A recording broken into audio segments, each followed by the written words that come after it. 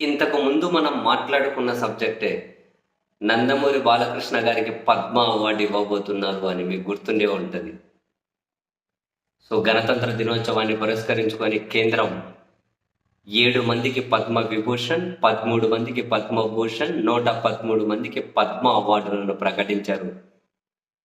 మన తెలుగు రాష్ట్రాల్లో తీసుకుంటే కంప్లీట్‌గా రాజకీయ పద్మాలు కనిపిస్తూ ఉన్నాయి. ఇటు బాలకృష్ణ గారేమో తెలుగుదేశం పార్టీ, అటు మందకృష్ణ గారేమో పూర్తిగా బీజేపీ పార్టీ. కండువా ఒకటి కప్పుకున్నారు, అది కూడా కప్పుకోలేదేమో. ఆయన ఒక బీజేపీ. ప్రజా వ్యవహారాలు అనే అంశం మీద మందకృష్ణ గారికి పద్మశ్రీ ఇచ్చారు. కళలు అనే అంశం మీద నందమూరి బాలకృష్ణ గారికి పద్మభూషణ్ ఇచ్చారు. 19 మందికి పద్మభూషణ్ ఇస్తే అందులో బాలకృష్ణ గారు ఒకరు. 113 మందికి పద్మశ్రీ ఇస్తే అందులో మందకృష్ణ గారు ఒకరు. సో, దీనికి ఏ ప్రాతిపదికన ఇస్తారో ఏంటి అనే దానికి విభాగం ప్రజా వ్యవహారాలని, కళలని, సాహిత్యం అని, ఇంకొకటని.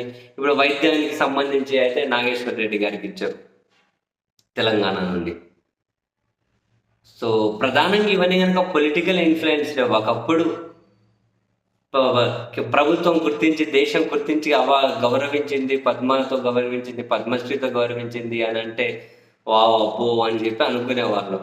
ఇప్పుడు ఏమున్నాయి? పూర్తిగా పొలిటికల్ పద్మాలే కదా. అండ్ బాలకృష్ణ గారికి పద్మభూషణ్ ఇవ్వడం మీద కూడా మన రాష్ట్రం నుంచి కనుక విమర్శలు అయితే వినిపిస్తూ ఉన్నాయి. అంటే కళలు అనే ప్రాతిపదికన మీద చాలామంది హీరోలు ఉన్నారు, అందరికి ఇవ్వరు కదా. పొలిటికల్, రాజకీయ కోణం మనం ఎప్పుడో మాట్లాడుకున్నాం. బాలకృష్ణ గారికి ఇవ్వబోతున్నారు, ఇక్కడ నుంచి ఆంధ్రప్రదేశ్ ప్రభుత్వం రెఫర్ చేసి పంపించింది అని.